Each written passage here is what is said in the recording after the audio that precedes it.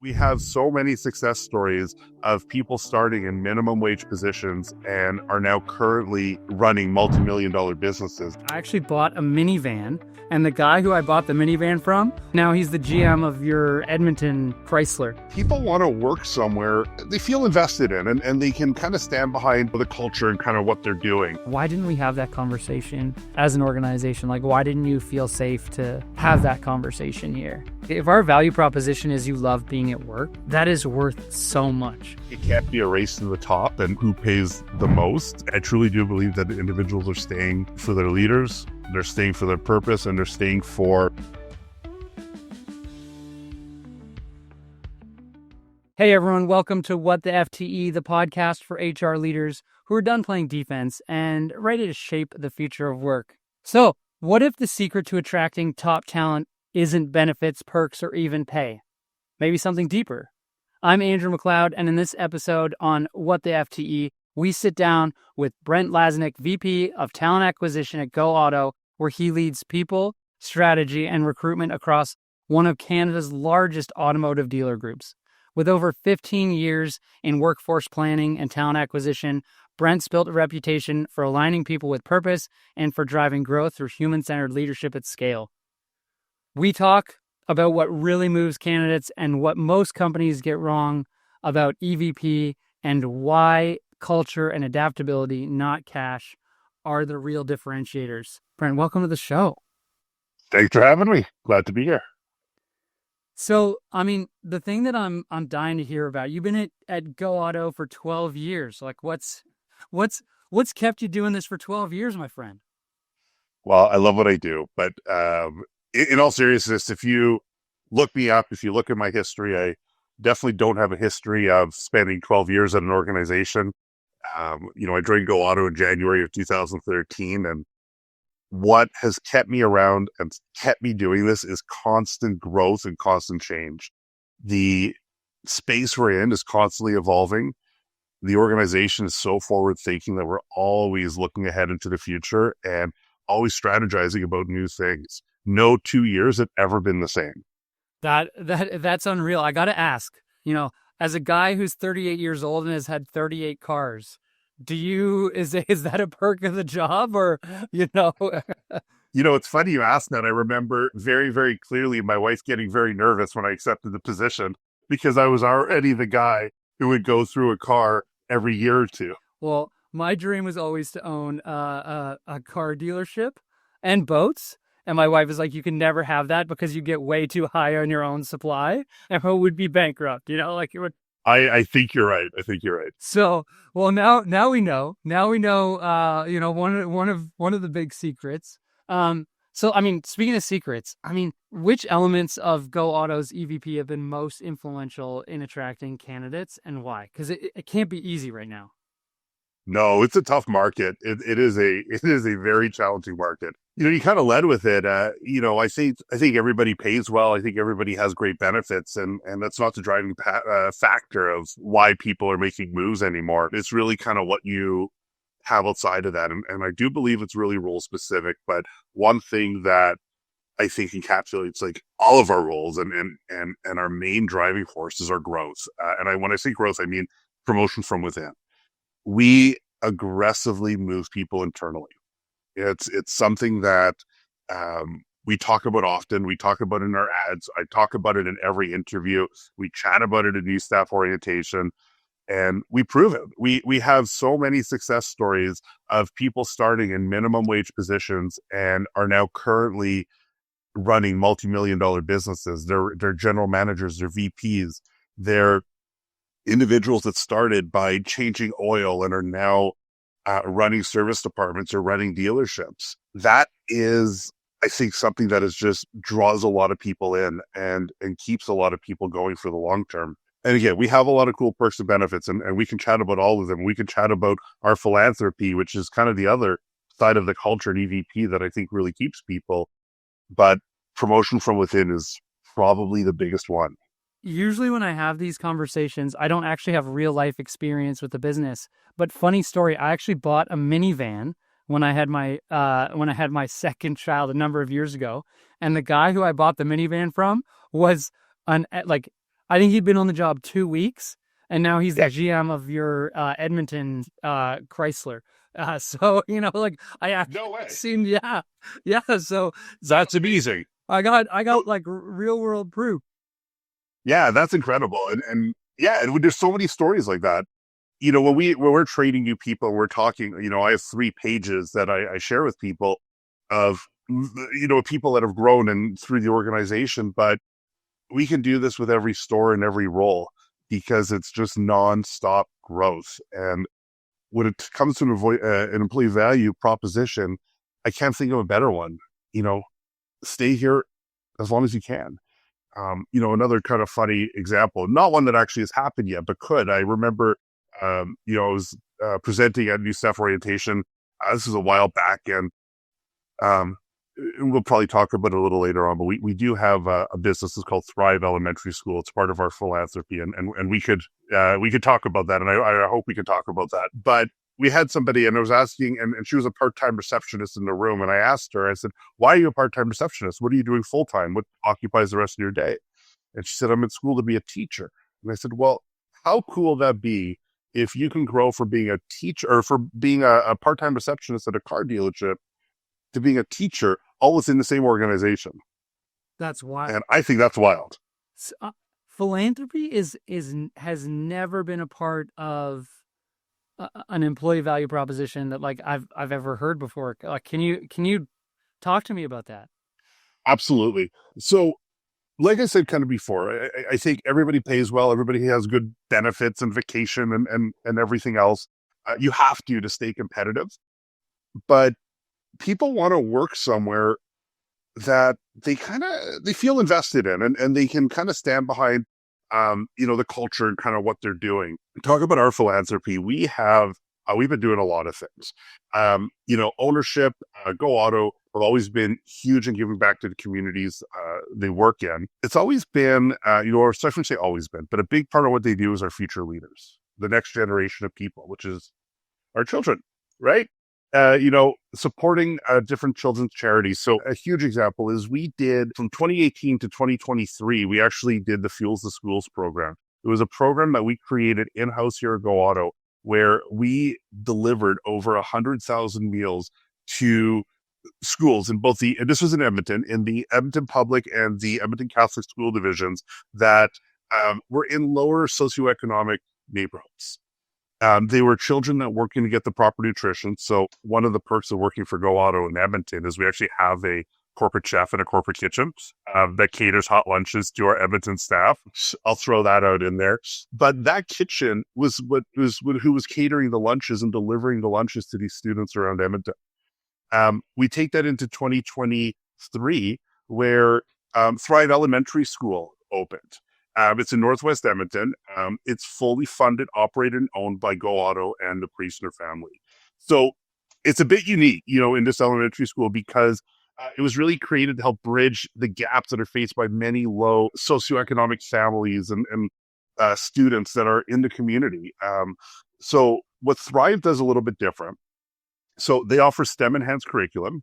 It allows, because it's a charter school, it allows us to do that, along with extended day programming. So they're getting before school and after school activities in sports, music, arts, technology, all at zero cost to the families.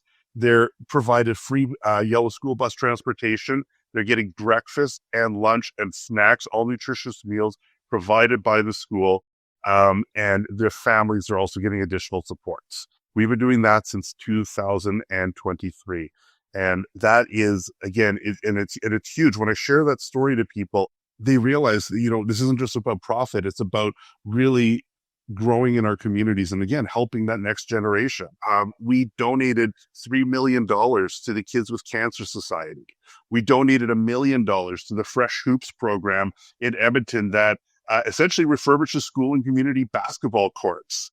It's always really, really cool things that I'm just so proud to work for the organization that does that because again, I think we get wrapped up in what's right in front of us sometimes and in the profit and just kind of day-to-day stresses. It's sometimes nice to look and at a broader view of how the organization helps the communities we're in. That's unbelievable. I mean, you think of companies that, well, you think of Go Auto, and you think about cars, and now I mean, the story about the part-time receptionist becoming a teacher, and how you're giving back to the community, and especially in your community and building future leaders, like that's super powerful. I mean, it takes the purpose of working with someone or for someone way beyond just selling cars, because there's countless dealerships, and how you're doing stuff like this. I mean, I thought you were going to say, Connor McDavid was the,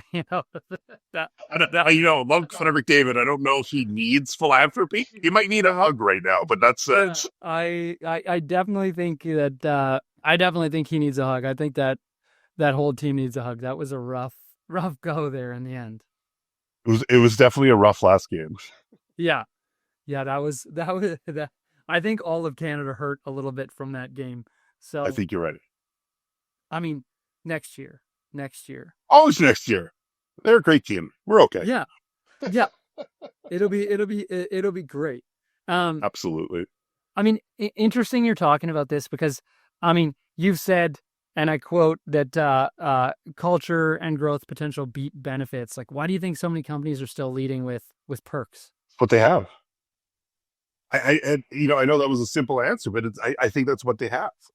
I don't know if you saw this recently, and this isn't fact check. So if this is wrong and just a bad LinkedIn article, I'm sorry. But the OpenAI company, so the company behind ChatGPT, obviously is pretty cutting edge in terms of AI and what they're doing.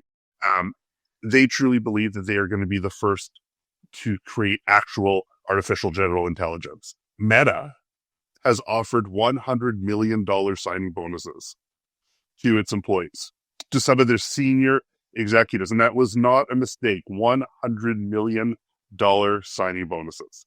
And to date, not one has been accepted. What? And that's because they believe that they are in the right place to create what they've been studying and working so hard to create. They believe they're working for the organization that's going to do this. So the organization gives them purpose, and they turn down $100 million, which is wild. That is wild. Well, I personally know the chief product officer at OpenAI. I would turn down a lot of money to leave him. I mean, Kevin Wheel, incredible human.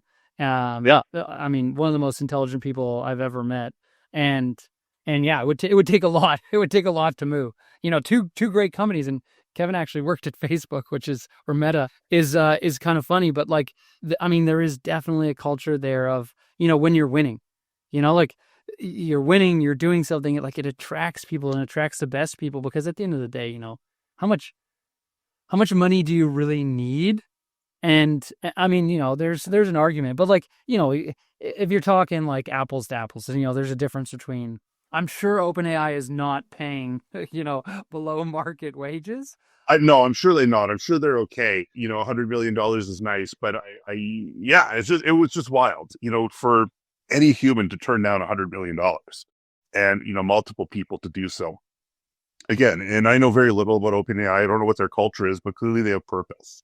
They're they're doing what they want to do for the right organization. I don't think people are leaving companies for pay as much as before. Depending on the level, at an entry level, position, if the organization isn't providing the type of growth that you're looking for, I think you're going to leave for money. Nobody's leaving because you get one extra massage a year at the company next door. That's not why they're leaving. We pay above average benefits in our space, in the automotive space. Our vacation is above employment standards. Everybody is getting generous time off to get that work-life balance. I truly believe a lot of people are getting excellent time off to get that work-life balance if any company wants to retain them. But I think it can't be a race to the top and, who pays the most for a role and throwing that kind of out of whack. I truly do believe that the individuals are staying for their leaders, they're staying for their purpose, and they're staying for, well, that EVP. What are the intrinsic benefits of staying? I completely agree with you. I mean, the work-life balance piece is something that strikes me as really interesting, because a lot of us will never be balanced, right? It's how are we integrating into our workplace? How do we make sure as employers, like if our value proposition is you love being at work, that is worth so much. You know, if you enjoy the people that you work with, you've got a community at work, you're doing cool stuff, even if the company that you're working for is not doing, like in principle, like, they're not, you're not open AI. There's a lot of ways that you can have impact. And I think if you can have that like work life integration, that goes a lot further because a lot of people don't take all their vacation, or want more or less vacation. Different when you like have to be on site, like the service teams in your business kind of have to be there to fix the cars. So, Yeah, you know, you're right. they got to be physically present. So how do you create that environment and how do you create that purpose that gets them to come in every day and enjoy what they do? So I guess that's my question for you. Like, how do you do that? Like, how do you build that culture? And clearly it's, I mean, it's dealership specific. What works in one environment isn't going to be the same as the other.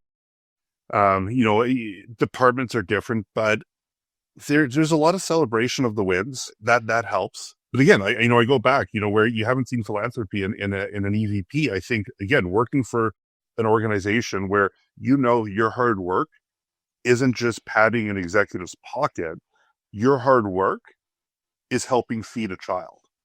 And that sounds corny and that sounds like so you'd see in a commercial, but it is absolutely true. I've talked to so many people during the recruiting process or even when they're here that truly are in love with what we're doing as an organization because they could stand behind that and they get really, really excited about that. It's not throwing a pizza party on Saturdays that's keeping the team motivated, but it's, not beating them up on their losses and keep it, and celebrating their wins. But everybody's going to be sort of motivated and driven by different things. You talked about vacation a little.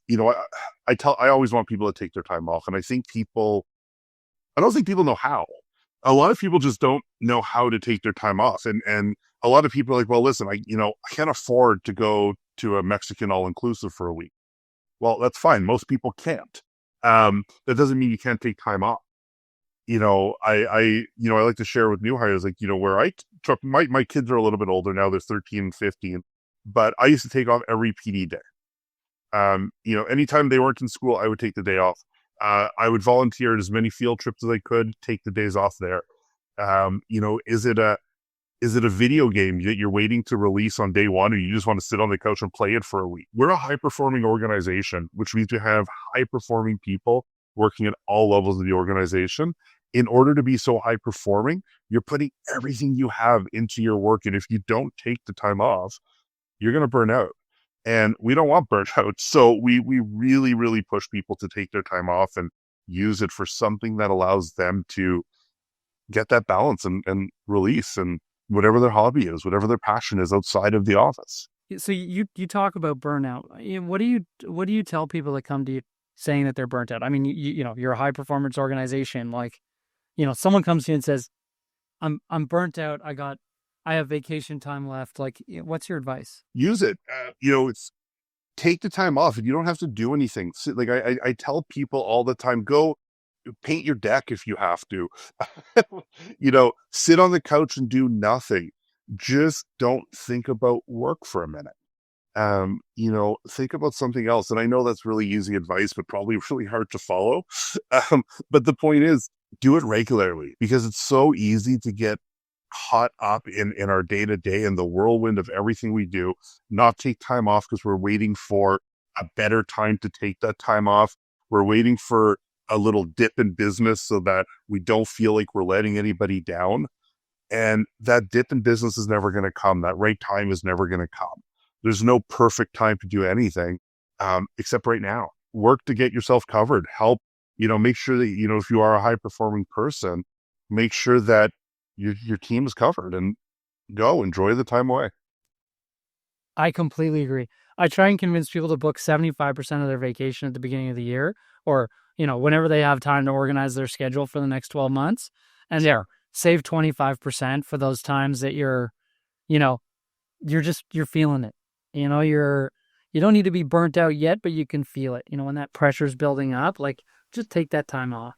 And it's better for everyone because you're right. You do feel it. it's a Wednesday afternoon, and your heart rate's up, your feel everything's kind of a little bit heightened. You can already see you're not as productive as you should be. To ask for the time. I'm really fortunate to have a really great exec team around me, and I mean throughout the whole company. And there's a few people in the company at levels that you wouldn't expect that are like you're being pretty shitty today. You maybe should go surf or something. Like Yeah. it's like You know what? That open communication is good. yeah, and those people all still work here. So it's you thought Good. you got to have people that can tell you or let you know. And I mean that's the other thing too. I find if I don't book the vacation, if I don't book that time, it doesn't matter what I'm doing. It's like if you don't book that time, you just don't end up taking it. And then that's where you get yourself into a place of stuck. Oh yeah, it's very easy to say, oh yeah, you know what? I was thinking about doing that. Maybe I'll take next week off. Maybe I'll do. Nah, it's next week. You've already booked meetings. You're like, well, now that I have meetings booked, I guess I shouldn't. Yeah, there's there's no such thing as a movable meeting. Well, maybe Yeah. there's rarely such thing as an immovable meeting. One thing I've also heard for you, I want to know if it's true. I heard you personally respond to every Go Auto review that you guys receive. Like, On Indeed and Glassdoor, I yeah, do. yeah, I do. You know, I don't remember where it started or why it started, but it's been a long time. It's been a long time. And my honest opinion is I hate that they're anonymous because it's, if there was even a fraction of things that are said on these reviews that are true, we have work to do. And it's hard to do that work when we have so many stores, when there's no specifics as to what the situation is. So what I do, and I'm an employee of Go On, right? These reviews are not about me. They're not directed at me. But they're directed about an organization that I work for that I feel incredibly passionate about. And so I take each one as a personal failure. Every time I see a negative review, it is a personal failure in my eyes. And so I respond to absolutely every single one, but I take it further. I don't just respond because, again, I believe the response is anonymous. It might just have my title, if that. I put in the review my full name, my title, and my landline. My landline is right here. It's right next to me. If I do not answer this phone, it gets forwarded to my cell phone. So there is no voicemail on my landline. The only voicemail is on my cell phone. So whether I'm on holidays, whether it's evening, it doesn't matter when it is. If you call my landline, it will get pushed to my cell phone if I don't answer. And I leave that because I want us to, I always want us to get better. We're not perfect. We're humans. I think we're an amazing organization, and I think all of our employees and all of our leaders have the right intent. But again, we're human and we make mistakes. We want to fix them when we do. When something happens like that, and somebody feels like, hey, the only thing I can do is go online and leave a negative review.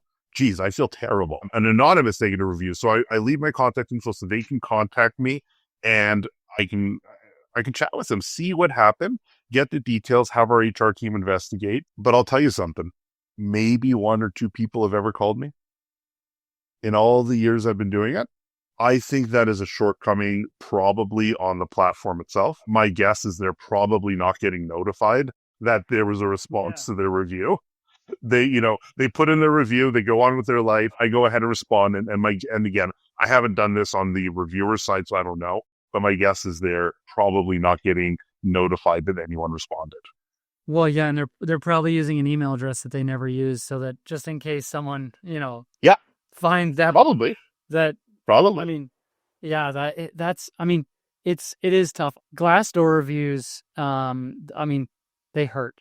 The anonymous reviews I find like they're challenging, and I mean, like you, like I take them personally because it's like, why didn't we have that conversation as an organization? Like, why didn't you feel safe to have that Yeah, conversation? there's so many avenues to go down before getting to that. Nobody wants to. I don't know many people who enjoy looking for jobs and finding new ones. That's not something that is relaxing and enjoyable. So, yeah, I'd love if more people opened up and tried to work out their issues before that. And I feel like, again, I think I look at it as a personal failure if we got to that point. So That is, I mean, I mean, I can imagine you guys, you have a lot of staff. It's hard to keep track. it's So over 5,000 employees now. yeah. And you're not talking just executive talent. Like you're talking about a diverse group of people from a lot of Okay. different places. Um, I mean, that's huge that you do that. I mean, that says a lot about the culture in itself. I do know people still read those reviews. I think people are getting to be a little more intelligent around how to interpret reviews, because reviews are a big part of our lives.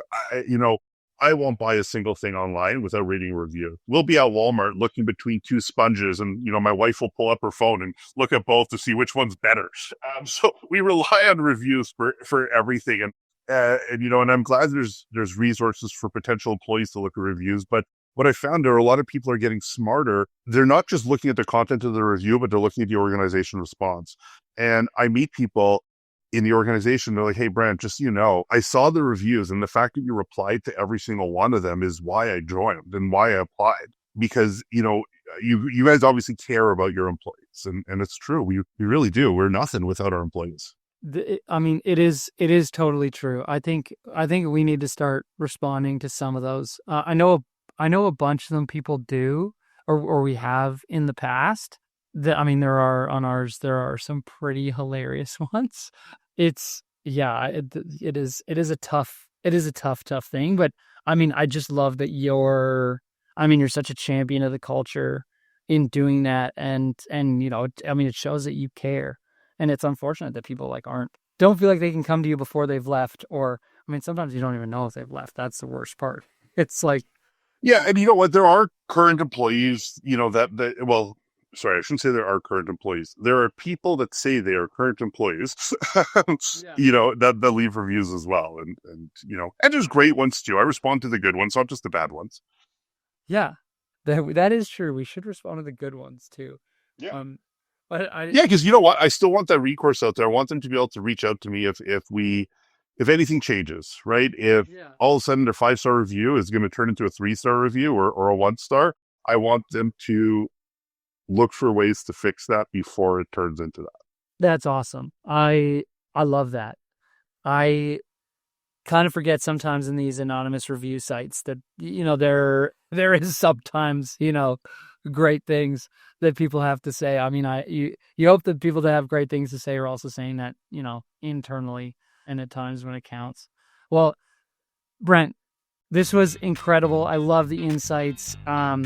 Great to chat about what genuinely motivates top talent. If you're listening and want to dive deeper into Brent's perspective, check out the detailed insights linked in the show notes below. If you found this episode helpful, head to certain.co/podcast and sign up for our weekly insight drop. It's completely free, packed with takeaways from influential leaders like Brent and tailored specifically for HR pros. So visit certn.co/podcast. Brent, thanks for joining us. This was a lot of fun. Thanks for having me. Had an absolute blast.